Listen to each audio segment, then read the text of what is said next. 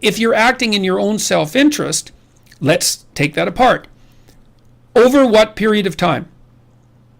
Your self-interest in the next second? Your self-interest in the next hour? Like if you're impulsive and you want to gratify an impulse, you're obviously acting in your self-interest in the next second, or the next 2 seconds, or the next minute. But you'll pay for that. Maybe you punch someone or you slap someone because you're so angry, and they knock you for a loop, and then they charge you with assault. So, well, it was great in your self-interest in the second, but like future, remember that Simpsons episode?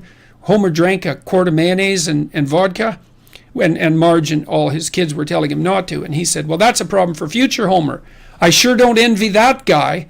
It's like, which is one of the best Simpsons lines ever, I think. And well, that's it exactly. It's like, well, there isn't just you. There's now you, and there's tonight you, and there's tomorrow morning you. That's the one that'll have the hangover, by the way. And there's next week you, and next month you, and next year you, and old you. And so if you're going to act in your self-interest, you have to take that collective of yous across time into account when you make your decision.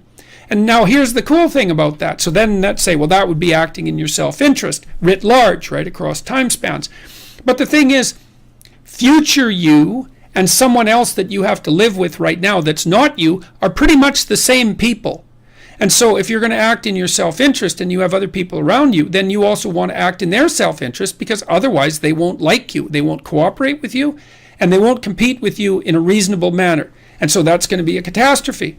And so you want to act out what's good for you now and what's good for you next month and next year.